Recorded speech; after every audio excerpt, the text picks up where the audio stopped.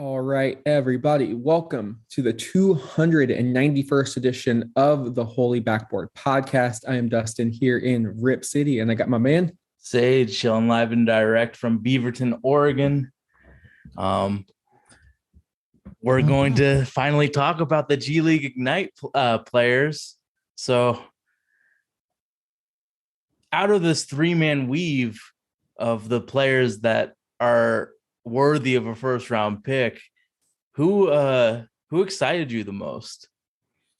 Thankfully, it was the player that we are going to be talking about now. And, there are a few collegiate players we still need to discuss, but this was a player whose name I continued to see and saw rising up draft boards and big board lists. And I was like, okay, I need to figure out who Dyson Daniels is.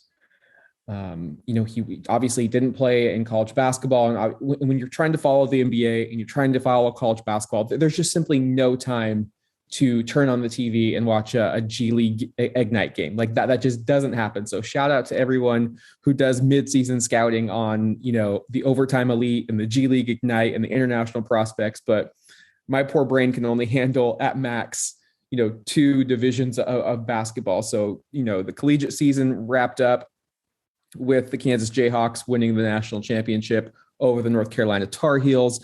And we're winding down the NBA regular season, getting ready to go into the postseason. So now it's time for me, at least, to kind of dive into some of these prospects.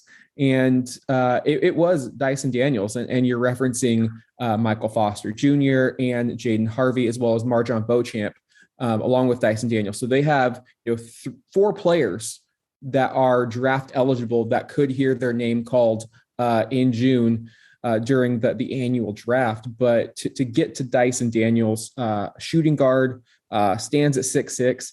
I couldn't get a definitive listing on his wingspan. I'm going to put it down as 6'10". I heard it referenced anywhere, multiple occasions, both in the game we watched and online, that his wingspan's anywhere between 6'9" and 7 feet tall. Sounds like he's still growing. The same goes for his weight. I've seen it listed anywhere between 170 and 200 pounds. So thankfully, we do have the draft combine, which we will get accurate measurements. And I think that will really impact his stock as well, because players on the wing with long wingspans tend to really have that added value. He's 19 years old, turned 19 just a few days ago on March 17th, is from Bendigo, Australia.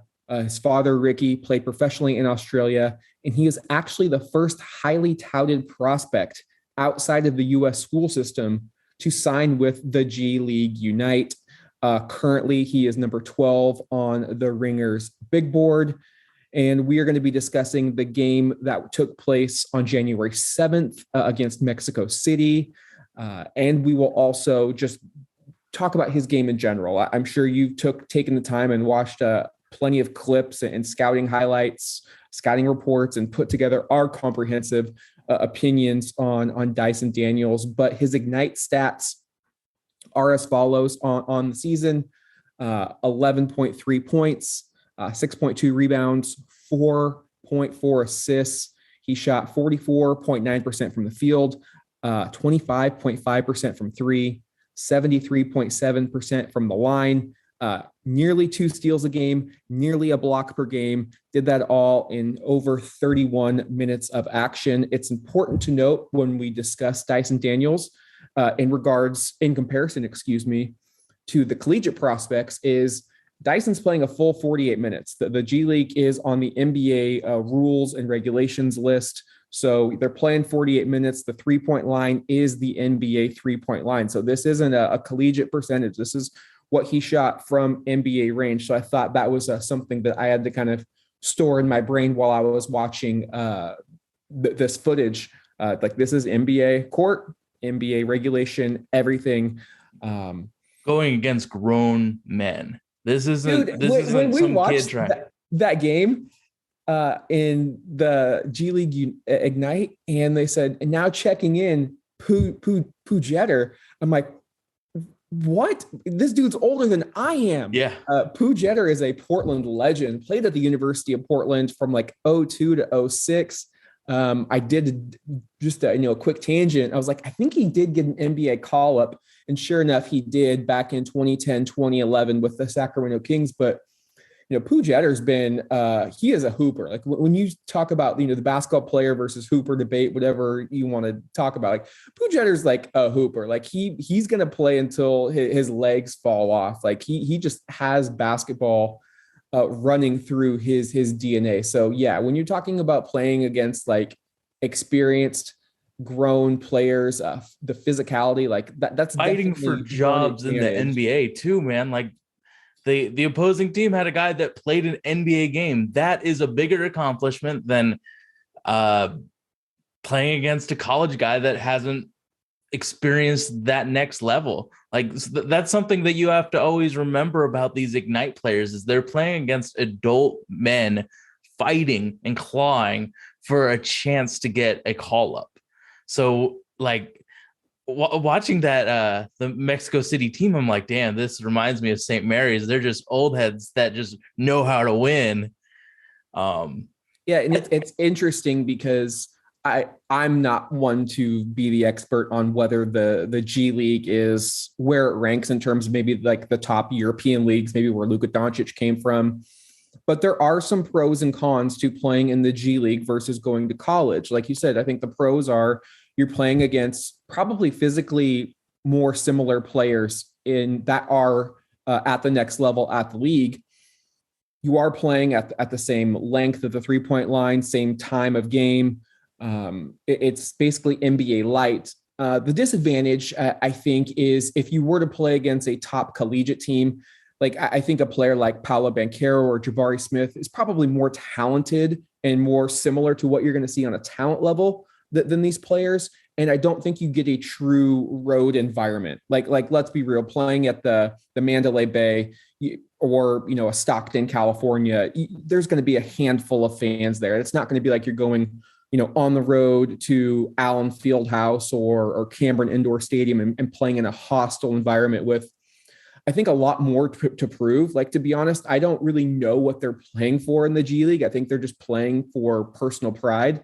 Like, you go to college, you're playing to try to get to the tournament, try to win games, advance as far as you can, win these conference titles, et cetera, and et cetera. There's so much more at stake. So I'm not going to say which route players should choose. I think there's pros and cons on both, but it's good to keep in mind the environment and the atmosphere that these prospects, G League or college, are participating in. And so to kind of keep that in context. I mean, those G Leaguers are pros, so like it's a different league, but I mean, there's definite talent on it. And if we're talking Dyson Daniels, I think like his archetype would be like a two-way guy that can do a little bit of everything. Is that kind of how you would archetype him, as like a two-way that can contribute in bits and pieces of every part of the game?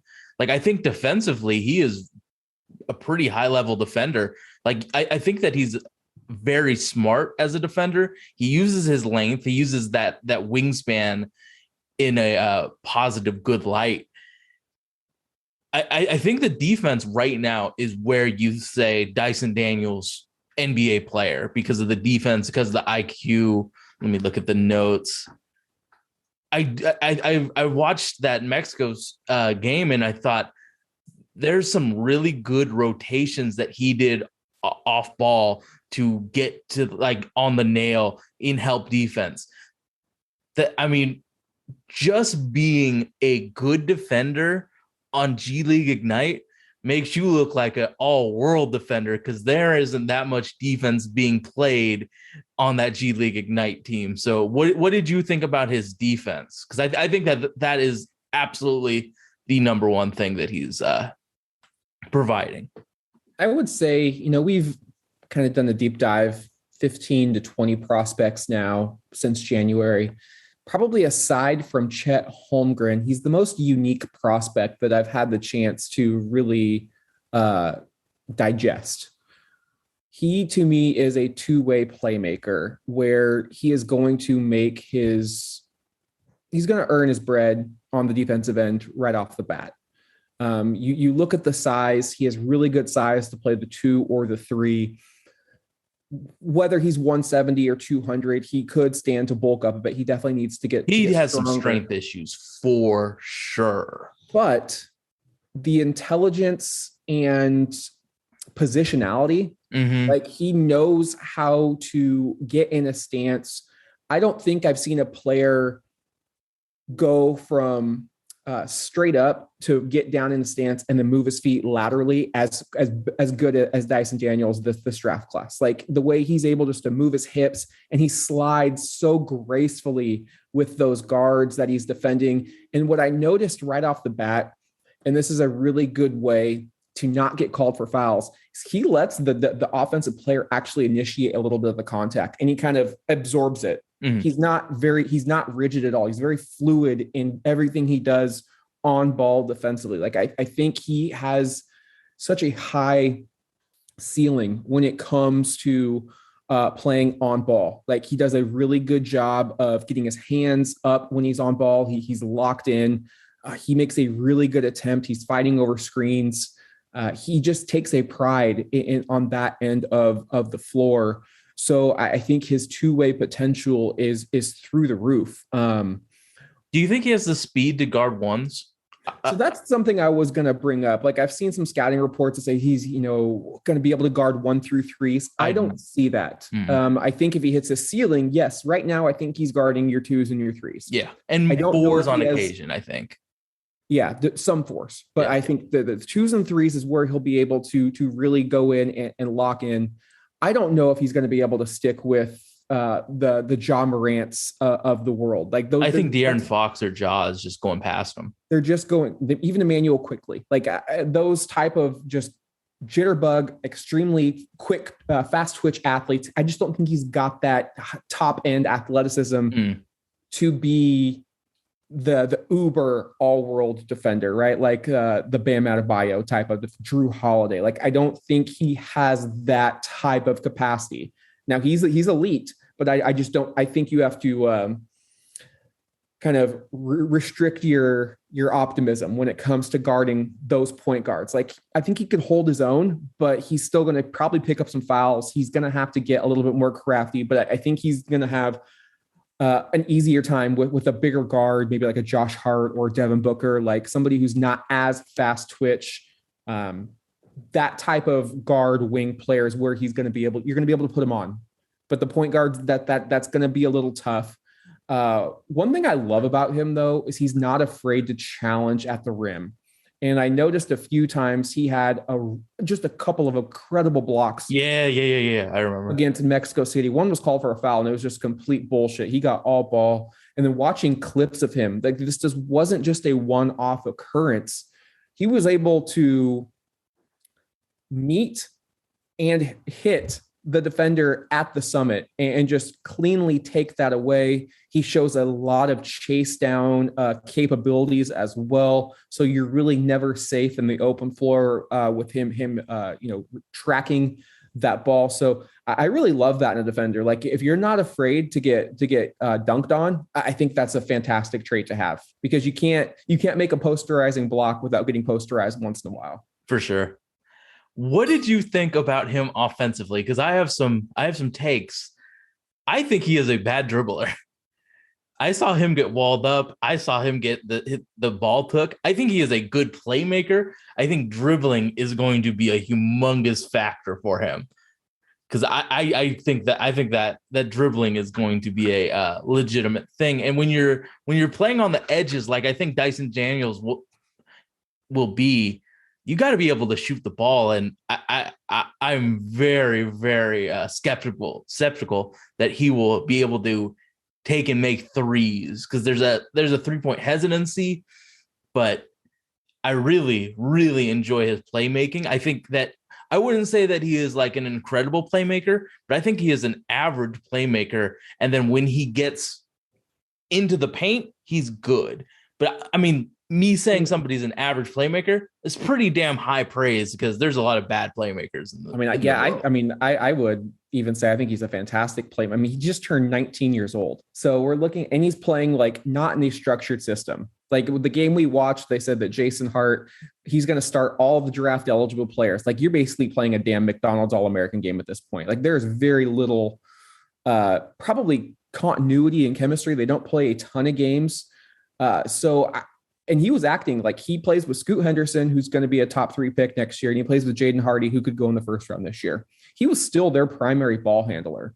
So for him at this level, again, playing against grown men, he was doing all this at 18 years of age because he just turned 19.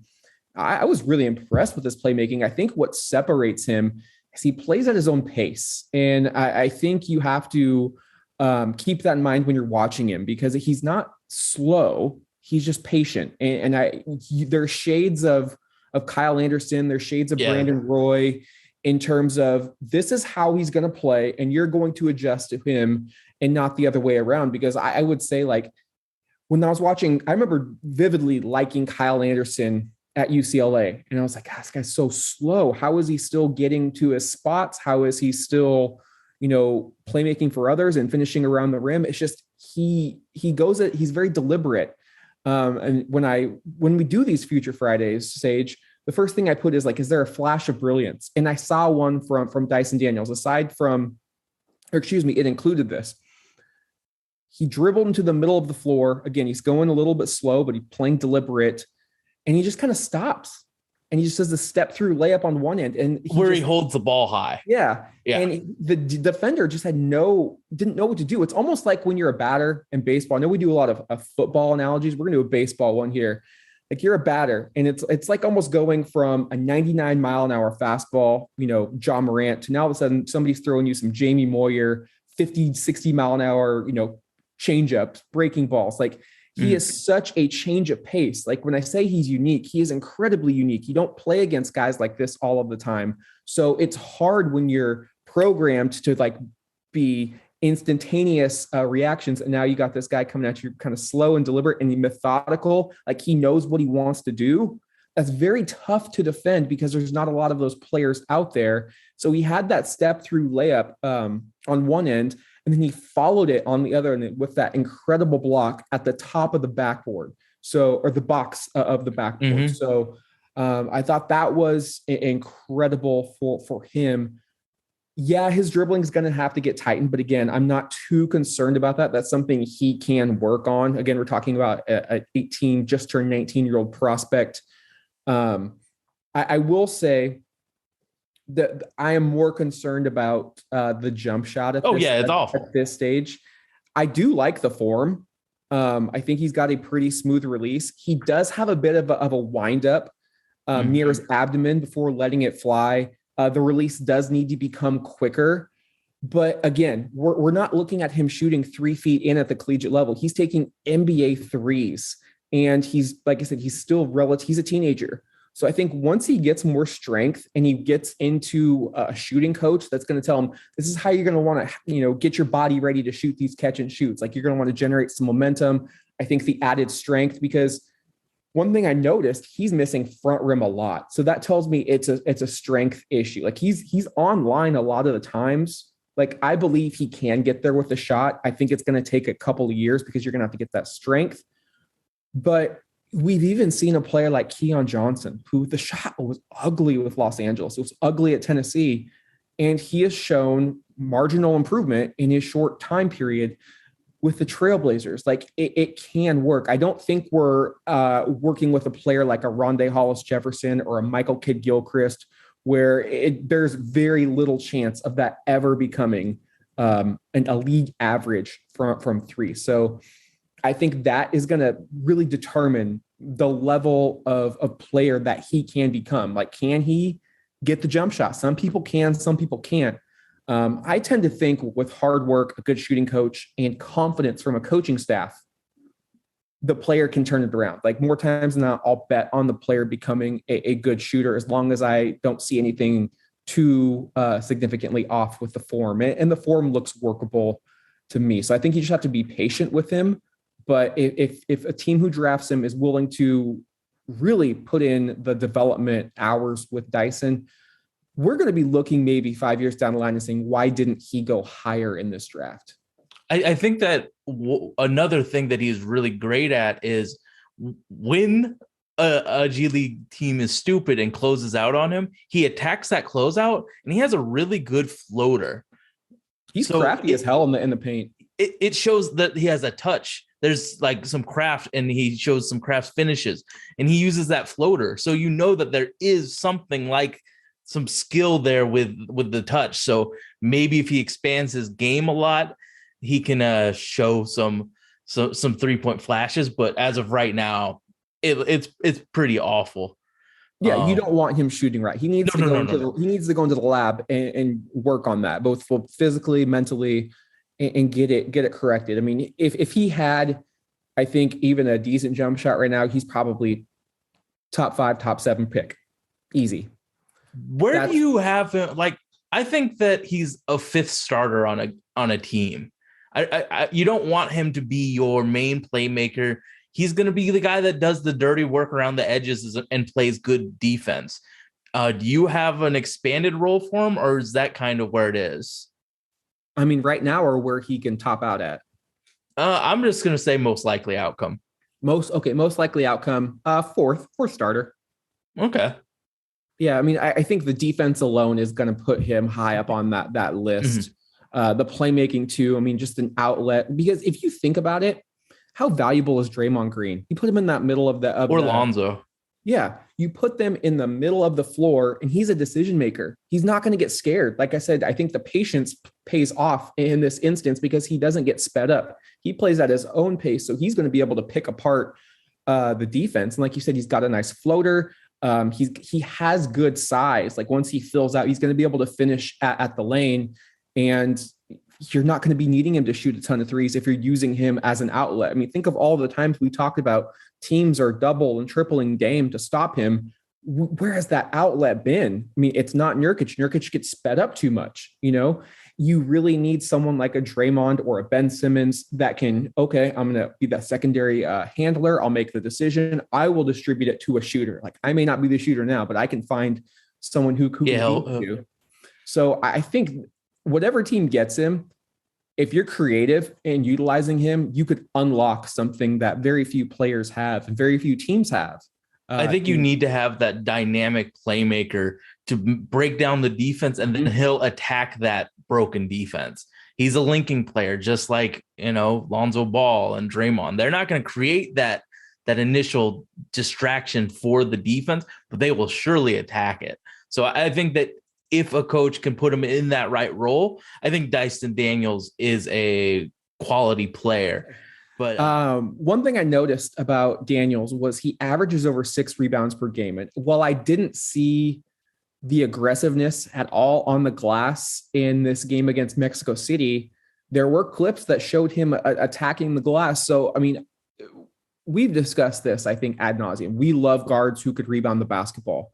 Even better, Dyson Daniels has shown tremendous touch on outlet passes, and he shows grab and go potential. So he can get that ball and initiate the break himself. I think that adds another layer of desirability if you're a coach or a GM, because the more players you have that can create, it just makes it so much easier. You basically can skip a step in the process. You don't have to say, okay, like imagine if Maurice Lucas, right? He gets the ball, great outlet passes, but if he could have just also picked up that ball and initiated the offense, you're taking a step away from where that ball needs to go. And now the defense has to pay additional attention. So the more things you can give a defense to process, I think the more stress it puts on them. And over the course of 48 minutes, more breakdowns will occur because of that stress. So, to be honest, I was really excited to watch him. Like I was very skeptical of the G League,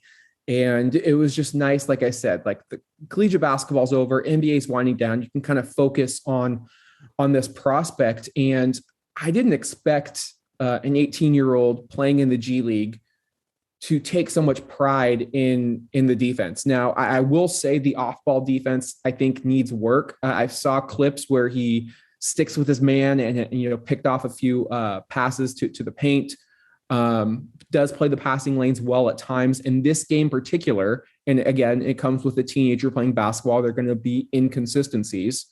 He can get flat-footed at times. He does ball watch, and he does leave his man open at the arc, which you cannot do it at the NBA level, especially if you're guarding a league average shooter. And I would say there's like with other prospects, I think Matherin is another one. He needs to improve his hand movement. He doesn't really raise them off ball as much as I think he should. So, but again, we're talking about a teenager. Off-ball defense, I think, is much more complicated and complex than playing on ball. Absolutely. There are a lot of schemes you have to watch. Are you switching? Are you staying with them? Are you going over? Are you going under? Like, are you getting ran through multiple screens? So again, that will come with time. But given with how intelligent that he looked on film, I think he's going to be able to pick it up, especially if he gets with the right team. You get him the right vet that can show him the ropes. Think of him like with PJ Tucker or Draymond Green telling him what to do just soaking it up like a sponge. All of that knowledge. I was really impressed with Dyson Daniels. Yeah, I think he's a very smart, good player. Do you have him in your lottery, or would he be an outside the lottery pick for you? I would feel very comfortable taking him in the lottery. Really? Like over obviously Ty Washington, but what about Johnny Davis? Again, it depends on what you're looking for. I think he's a similar tier, maybe a smidge lower, but I could be persuade into putting him in the same tier as a Johnny. Like I think if Portland right now is picking 12, if New Orleans doesn't make the playoffs, if you get your big, whatever big it is, with your first pick, and you're looking for like maybe Jalen Duren's off the board, like I would rather have Dyson Daniels than Ochai Agbaji. I would rather have Ochai because of the shooting, and I believe in the shooting. I'm not a fan of Agbaji. I think he's going to be this year's Aaron Nesmith, where I fell in love with Nesmith, and he just has been kind of a bust. He didn't have an impact. Like they don't. Well, I think that his biggest swing factor is the playmaking. He doesn't create for himself or others, and you need somebody to spoon feed him shots. But at least he can hit shots. So I believe in that, and I think that he's a good defender. So, I mean, I would expect zero creation from Ochai Agbaji. Yeah, I would take him over Agbaji. I would take him over Ty Washington. Yeah, Ty in this team is absolutely a no-go. I mean, even if we needed a point guard, I would take him over him. I think he is going to be one of the best risers in this draft class. Like I think he's projected. I think the Ringer also has him going. He's 13 on Tankathon. 13th on the Ringer, and Tankathon has him going 12th. So late lottery, I think when June rolls around, don't be surprised if he goes in the top 10. Damn. I think he's outside looking in on my board. Yeah, I really like Dyson Daniels as a prospect. I think he's unique.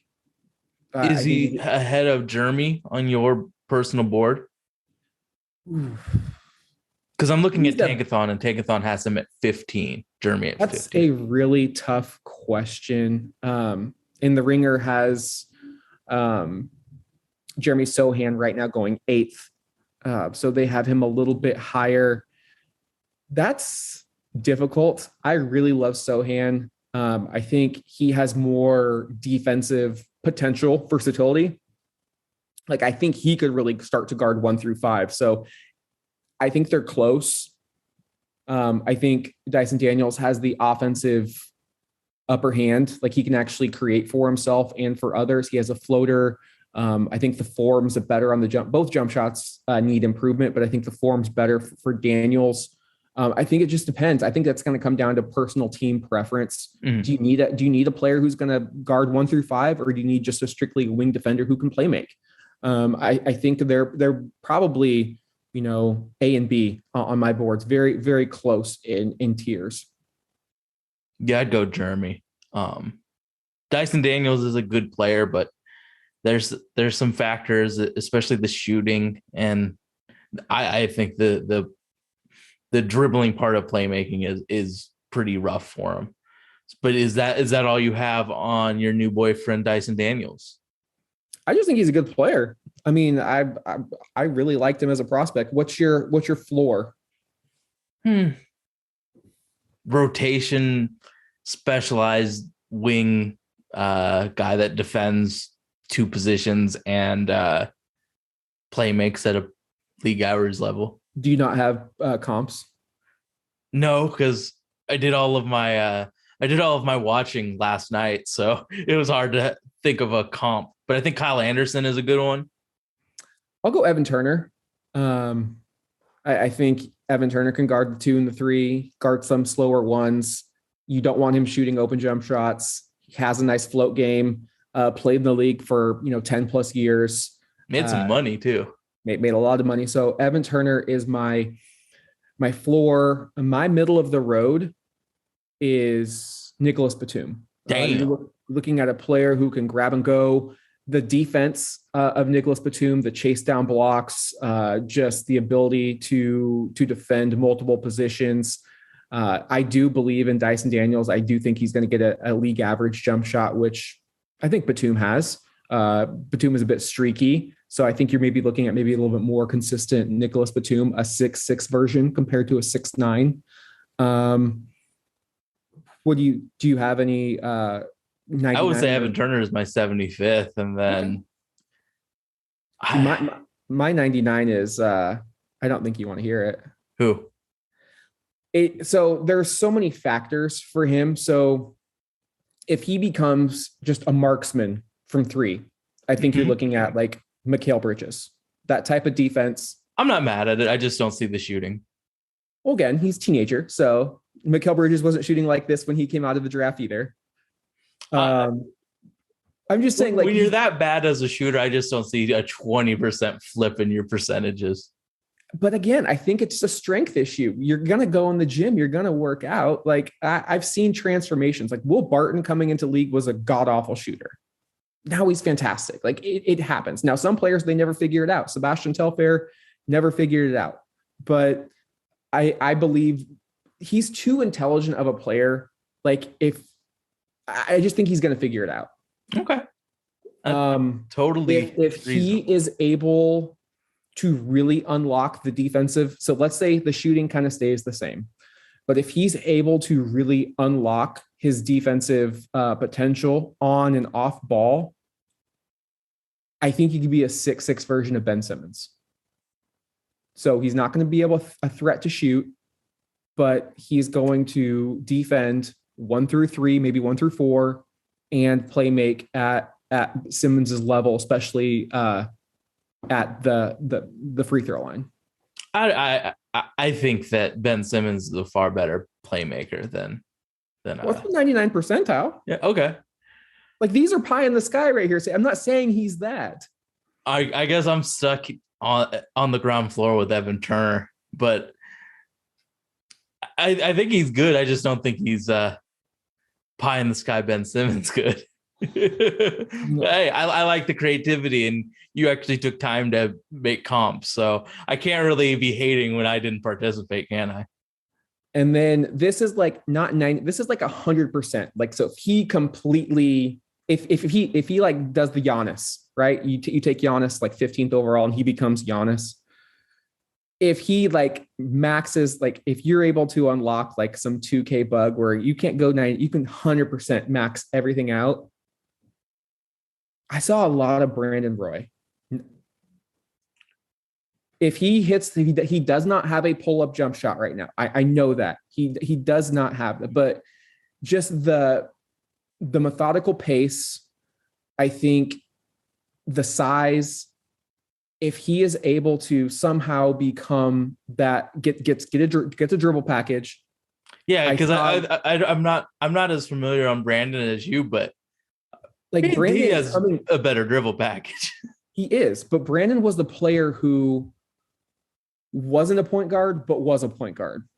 grabbed a lot of rebounds, had a lot of assists, like filled up the stat sheet. Like a lot of games that Dyson Daniels played, like he's filling up the stat sheet across the board.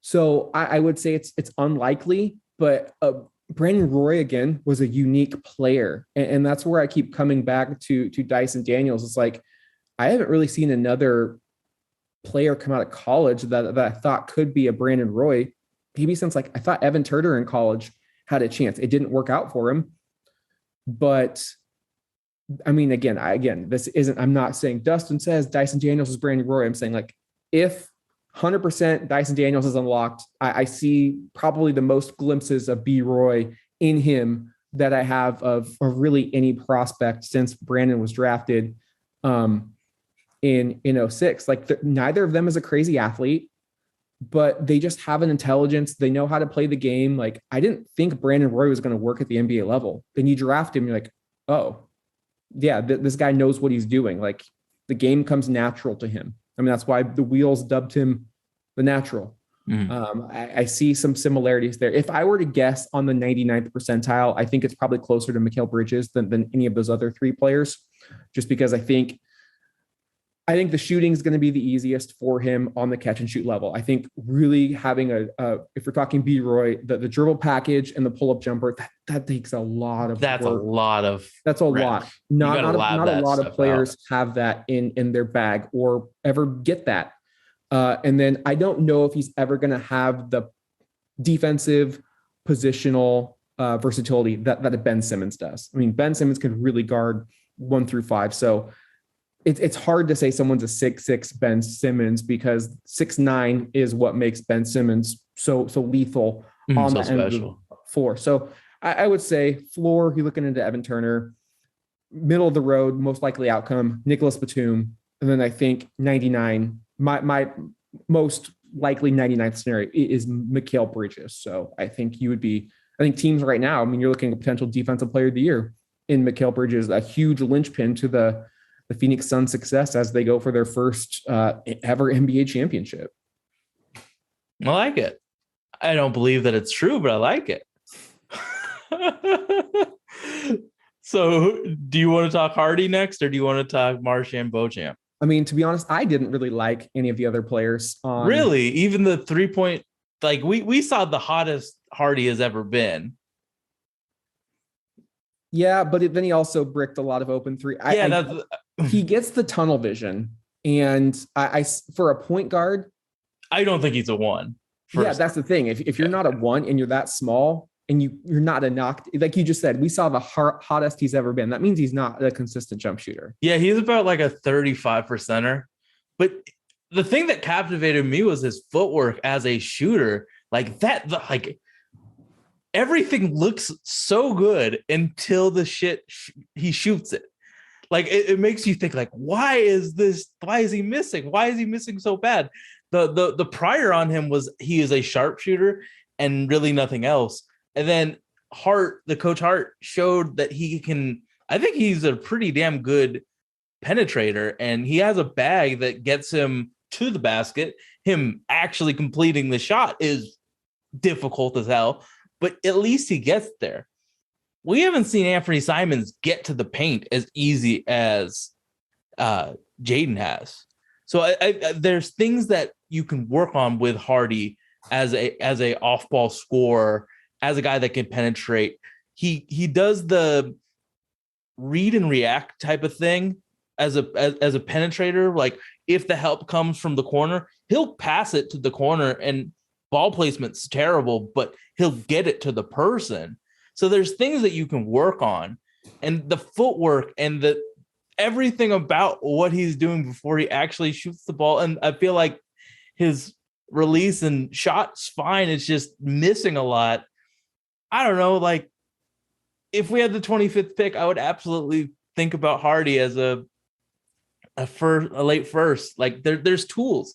Yeah. And I just, when you're a 6'4" guard and you're not really a point guard, what has kept CJ McCollum in the league? His elite offensive abilities, and a marksman from downtown, can create his own shot. That keeps him in the game, makes up for his defensive tendencies, or lapse on the defensive end of the floor. Yeah, like I see a lot of Eric Bledsoe in him, and Eric Bledsoe was basically unplayable for the Bucks a few years ago when they were making their runs. Like he might be a decent pick late in the first round, but I don't think the Blazers need another 6'3" guard that. Yeah, Eric Bledsoe type of player. Like I'm willing to take a chance on Jaden Ivey because he's a 6'4" guard, but that's because he's an elite. And I don't think Hardy's 6'4", to be completely real. I do not. I was like, I just looked up. I was like, there's no way that dude. That's some generous. Yeah, that's a generous height. But I think that there's tools like the fact that he can shoot and can get to the basket. There's something to work with if you're a coach that's creative enough to utilize them. And I think Beauchamp, he has a good pull-up. He has a good dribble pull-up for 2. And then I really don't think who's their big? I think Michael Foster is, I don't want to be an asshole, but I think he's one of the worst players I've ever watched. Yeah, I don't think he's an NBA prospect. No, I think he's overseas or maybe G League forever. Like I looked up and I was like, okay, he's a 4-star coming out of high school. I was like, maybe it's just some 5-star player that just was like over prepped or over hyped, overrated.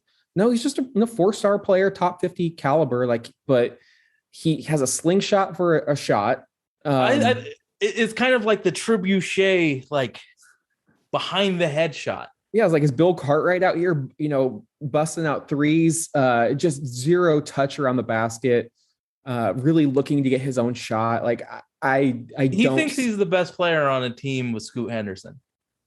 Yeah, I didn't. What about Henderson? What did you think about him? It's really tough when you're watching. Now, this kid's 17 years old. So he's 17 years old. How many times did they say that? So it's really hard because it's also hard because everyone is hyping this player up. So you're really wanting to see some stuff. And I need to see more. Like, obviously you see the physical tools and he's incredibly quick and he's built, but I've also seen prospects who were just good because they were so much physically stronger than their competition, even at a G League level. Like, I think what I would like to see him this next season, just shoot. Can I see you shoot a little bit more? What is it? Can you become a knockdown shooter? I mean, I think that's, what really, obviously the knee injuries derailed Derrick Rose. But that was going to be the question for D Rose. Yeah, you won an MVP, but are you able to, excuse the call. Are you able to advance your game as you grow old? Like that, I think that could really make him the generational prospect that I think some are talking about. Like once you hit, like watching Russell Westbrook right now kind of deteriorate before our eyes. Yes, he is a 75 best players of all time, but the game is not aging gracefully for him. So is Scoot going to be able to just get a jump shot? Like, I just want to see that from him. Like, that's great. You can run by and dunk on players. Like, yes, fantastic. But I think he can pass, and I was really impressed with his defensive, how he defends and how he was just like manipulating his body to get the right positioning defensively. I would like to see more of him, but he's fucking good. Yeah, and I think Beauchamp needs to not go to the league. I think he needs more time. He's gonna enter the draft. Age, bro. Marjon Beauchamp? He's Ochai age, bro. Are you sure?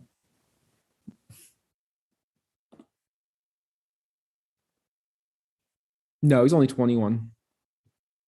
Isn't Ochai only 21? No.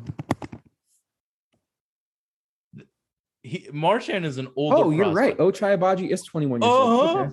Okay. I thought Agbaji was 22. My bad. So, I mean, like when you're comparing Beauchamp to a 19-year-old, it's like you expect more from the 22-year-old man instead of the 18-year-old Dyson Daniels or Hardy. It's. I didn't realize I was under the impression he was 19 years old. Yeah, he would be completely off my draft board at 21 years of age. Yeah. I mean, that was like, he's he's got good build for a wing, but there's some nothing. flashes of brilliance, but I think the best thing that I can talk about is that he's in the right place at the right time. He moves well with all the ball. His handle sucks. His handle sucks for being from Seattle.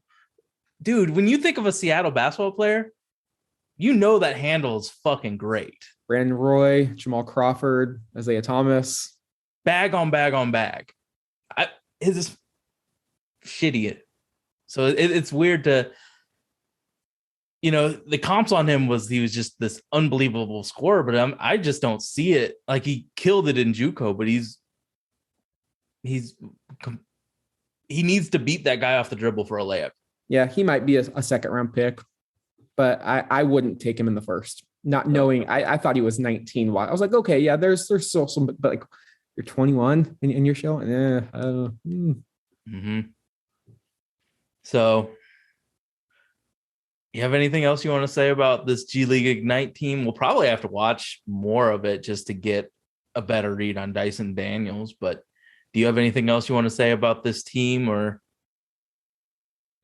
I think the spacing sucked.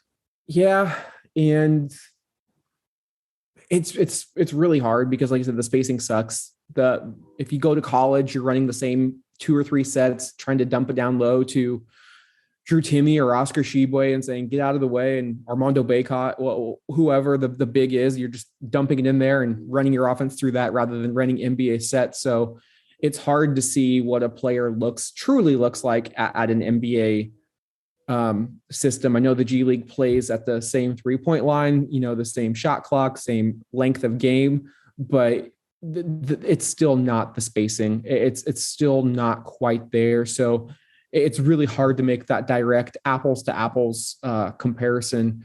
I'm just really interested to see where a lot of these players start measuring out at the combine. You look at a player like Daniels, who is 6'6", and has he gotten stronger? What does that wingspan really look like? There's certain prospects that were 6'4", and now they're 6'6". Like, I think that makes a lot of difference in the world, like, especially at the next level where you're going up against the best of the best. They're the most quickest, the most strongest, everything. They are elite. Probably the 400 best basketball players in the world play at this level. So even even an inch or two is a major advantage. But I really do think that Daniels, it was the best draft eligible prospect by far on this roster. And I think he is going to be, I don't think he's the most like fit dominant player. Like, he needs to go to the right system to untap his potential. But I do think that is going to be an issue for him. Like you mentioned, if he plays with a player like Damian Lillard, who do you can think he fits well on Portland? I do, because really? you mentioned that if you have a player who's going to break down the defense, he's exactly what Portland's been need. Like, if you had him when Portland was making those runs against the Pelicans or Warriors or whatnot, if you had him as an outlet, give you some size on the wing.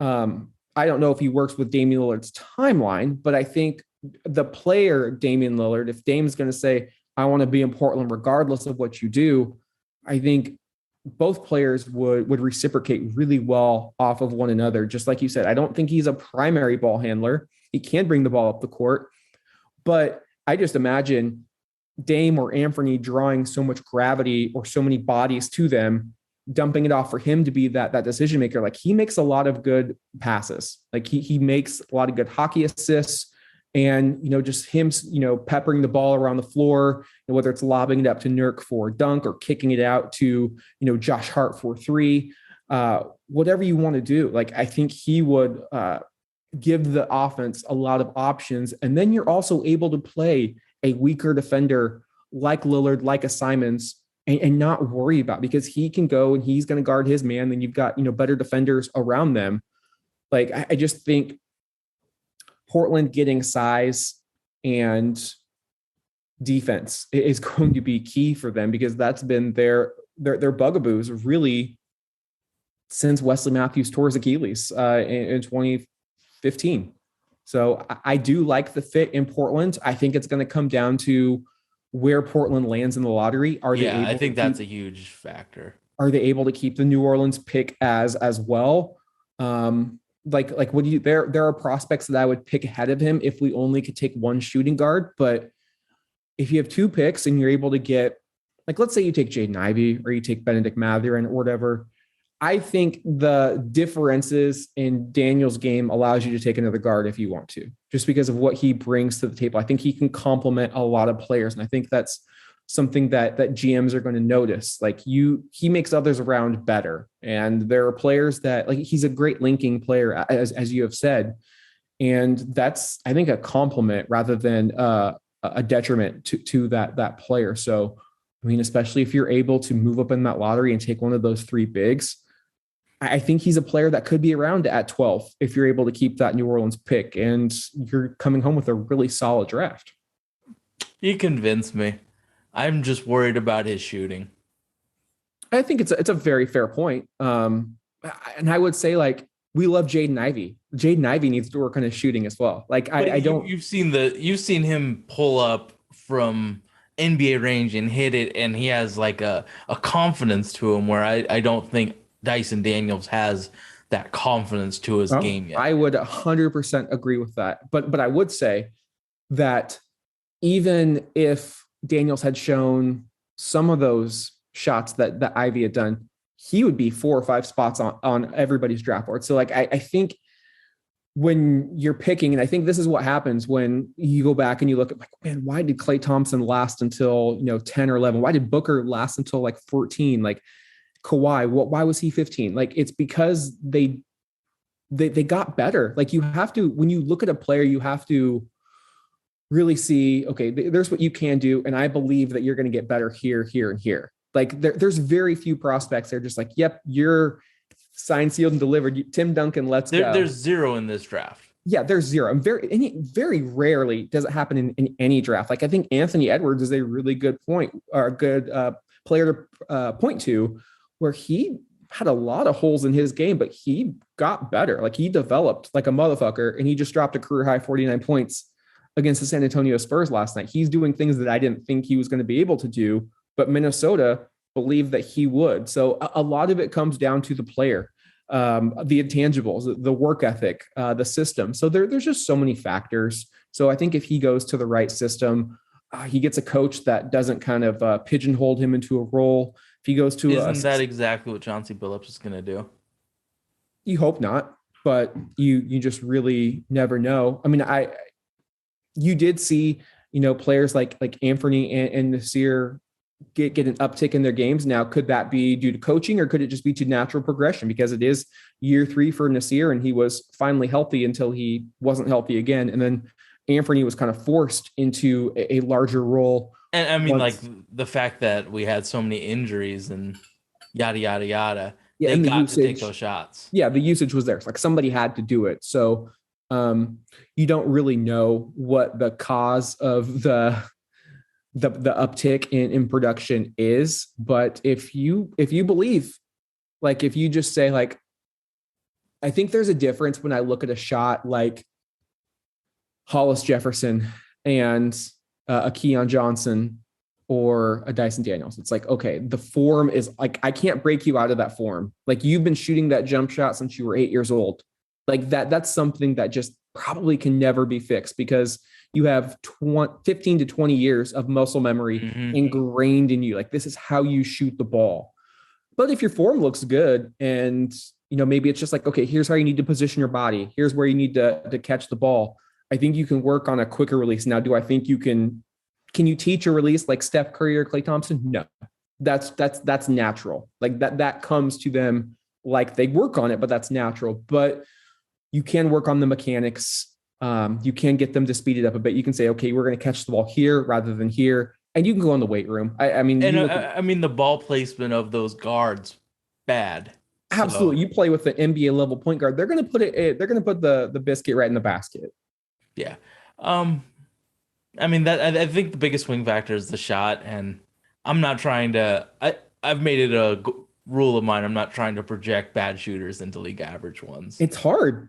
Like, you You I mean, don't. it's such with where we are as a team, shooting is the most important thing.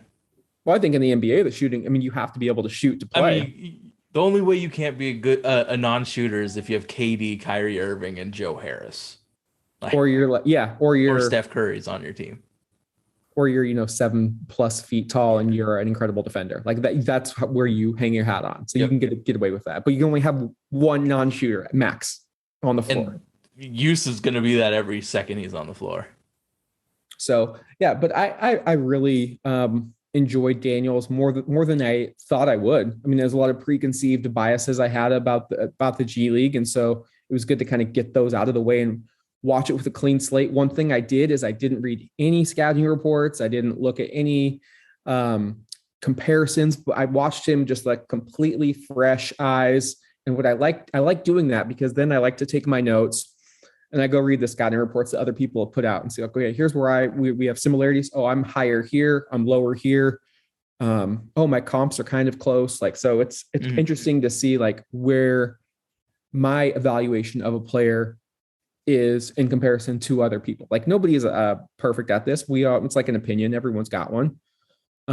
So it was really fun to look at Dyson Daniels. I think the next player, Sage, we need to look at is someone who has declared for the draft, and he kind of like did the meteoric rise from beginning of the season to where he is now. It's Malachi Branham. Boom! I've been trying to get you to go Ohio State. From Ohio State. I don't fuck the butt. First of all, fuck Ohio State. So that's that. But it's time. Like Branham and Liddell. EJ Liddell. I'll probably, like I said, it's hard for me to do 2 and 1. So I might a little bit in Liddell, but I'm really going to focus on Branham. I think he could be there if Portland has 2 picks. He's projected right now top 20, but like I said, nobody thought he was going to be a one and done when he was recruited to Ohio State. So he will be our next Future Friday. We will be back on Sunday with the season finale episode of Holy Backboard. We will know where the Blazers stand going into the draft lottery to a point. Well, we won't know whether New Orleans has made the play-in, the playoffs from the play-in until the following week, but we will have a good idea where Portland will be positioned into the lottery. And then we will take it from there with continuous draft coverage leading up to the draft lottery in May and the draft in June. All right. Peace out, everybody. I'm going to get some lunch.